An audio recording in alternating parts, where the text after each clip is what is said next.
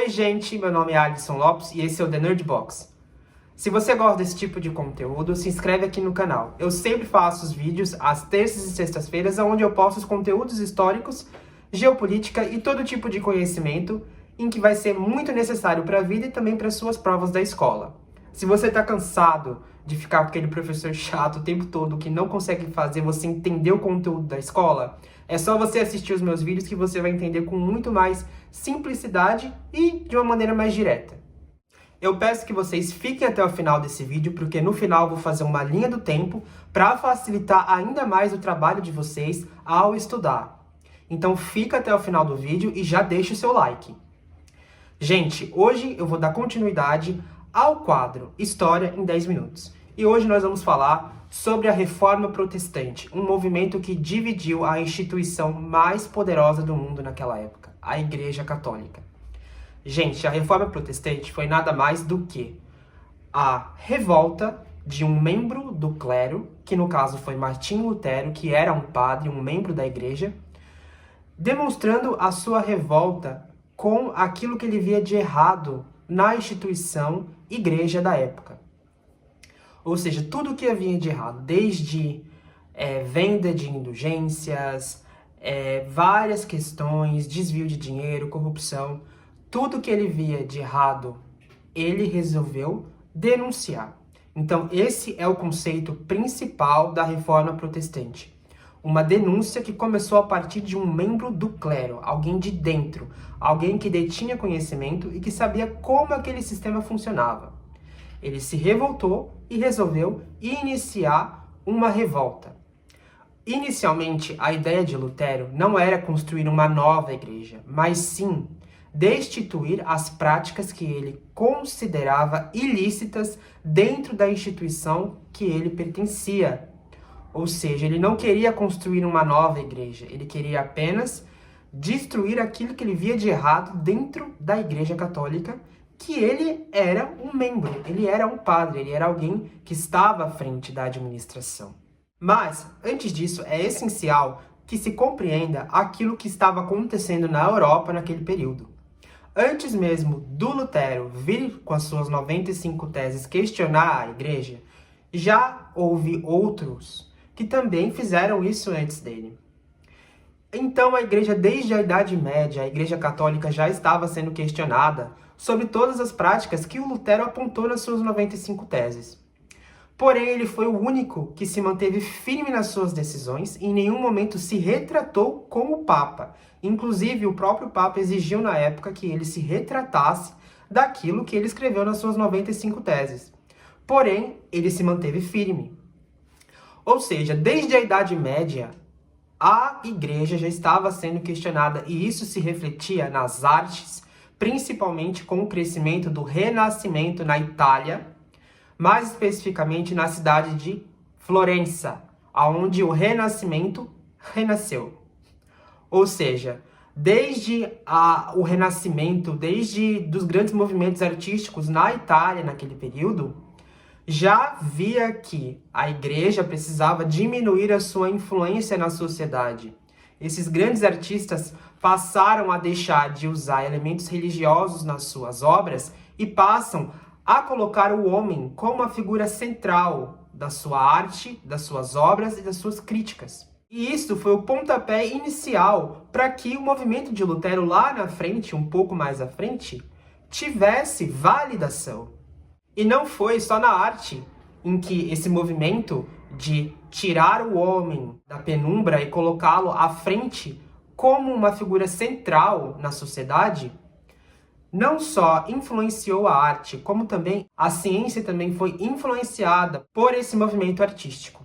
Inclusive, nessa época foi criada a prensa, ou seja, a publicação de livros deixou de ser manual, porque antes os padres, que eram quem controlava o conhecimento, eram eles que faziam as traduções, principalmente da Bíblia. Era proibido traduzir a Bíblia para o idioma local dos países em que você vivia, ou seja, todos os livros religiosos da época estavam em latim ou em grego.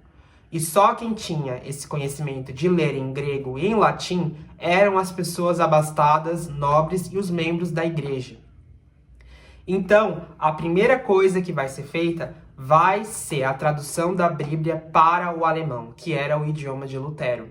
E a criação da prensa teve influência nesse quesito. Não é à toa que as 95 teses de Lutero foram impressas em prensas e enviadas para todas as partes da Europa. Para vocês terem noção, a ideia da igreja como controladora da ciência e de todas as artes era tão grande que grandes pensadores e cientistas como Galileu Galilei e Nicolau Copérnico foram perseguidos pela igreja. Copérnico defendia a teoria do heliocentrismo, ou seja, ele acreditava que o Sol era o centro do universo. Já a igreja defendia o geocentrismo, que era a teoria de que a Terra era o centro do universo. Então ele foi obrigado, gente, a se retratar publicamente e dizer que a igreja estava certa. Então, um dos primeiros movimentos que foi feito por Lutero era de que a igreja não deveria ter tanta influência. E foi um dos motivos do porquê ele foi apoiado por praticamente todos os reinos do Império Romano Germânico. Isso foi, sem sombra de dúvidas, uma das principais influências que ele teve naquela sociedade. Gente, o Lutero adquiriu muito apoio nos países que faziam parte do Sacro Império Romano Germânico. Isso inclui Holanda, Dinamarca, Suíça e vários desses países de língua germânica. Quando houve a formação dos Estados Nacionais, esses reis queriam que a igreja tivesse menos poder. E foi justamente nesse período que o Lutero apareceu com as suas teses. E esses países e esses monarcas apoiaram o Lutero. E isso fez com que a igreja tomasse a decisão de que o Lutero deveria ser parado. E foi aí onde eles fizeram o Concílio de Trento. O Concílio de Trento foi feito para que estabelecesse determinadas regras que impediriam determinados livros religiosos de serem incluídos na educação de futuros padres, para que assim a igreja pudesse controlar o tipo de conhecimento que chegava nas mãos desses religiosos, para que isso não acontecesse de novo. E foi assim que eles conseguiram parar um pouco o protestantismo. Porém, nesses países, não houve como parar o protestantismo. Ele ganhou força e com a criação dos Estados Nacionais, que foi quando houve a unificação dessas pequenas regiões, que muitas vezes eram governadas por pequenos monarcas, que passaram a ser governadas como uma unificação só, de um país só. Eles falavam a mesma língua muitas vezes, então eles unem esses países e formam uma nação. E aí eles escolhem a religião luterana como a religião oficial dessas nações. E aí eles conseguem ter mais poder que a Igreja Católica. E é aí onde o poder do catolicismo foi diminuindo com o decorrer dos anos. Logo, todos esses países deixam de pagar impostos para Roma. Isso enfraquece muito o poder financeiro, o poder religioso e a influência que a igreja tinha nessas nações. Agora, gente, vamos para a linha do tempo para a gente concluir o vídeo. Então vamos lá. Primeira coisa, quesitos sociais e contexto da época. Criação da prensa, necessidade de diminuir o poder da igreja, necessidade de que, no quesito artístico, o homem seja colocado como centro da arte. Ou seja, Renascimento. O que o Renascimento fez? O Renascimento influenciou a cultura da época.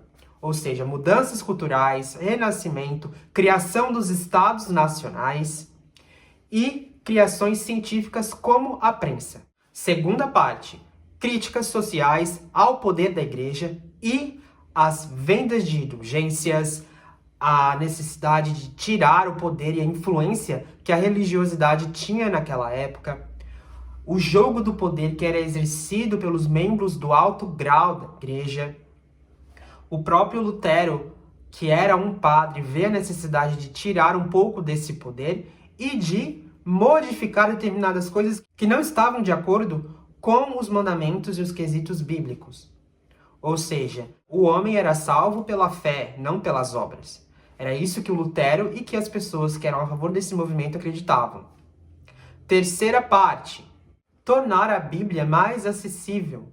Traduzir do latim para o idioma local dos países onde era pregado o Evangelho de Cristo, onde a palavra era pregada, ou seja, era essencial que os livros estivessem nos idiomas locais, torná-lo acessível à população, ao povo, não algo elitizado. Então foi por isso que Lutero criou as 95 teses e elas foram impressas e enviadas para praticamente todos os países da Europa.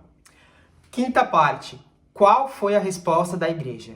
Criação do Concílio de Trento para limitar o acesso a determinados livros na educação de padres e de religiosos e assim evitar que o protestantismo crescesse. A Igreja não consegue limitar o crescimento do protestantismo. O protestantismo cresce em praticamente todos os países do Sacro Império Romano Germânico e a Grã-Bretanha. Gente, esse foi o meu vídeo sobre a Reforma Protestante. Comentem aqui embaixo o que vocês acharam desse vídeo, se vocês acharam que eu esqueci de comentar algum fato histórico, e me deem um feedback. Por favor, cliquem no botão de curtir, porque isso ajuda muito o meu trabalho. Se vocês gostam desse tipo de conteúdo, se vocês estão gostando da forma com que eu estou lidando com os vídeos, com as explicações, se eu estou ajudando, por favor, se inscrevam no canal. Até sexta-feira!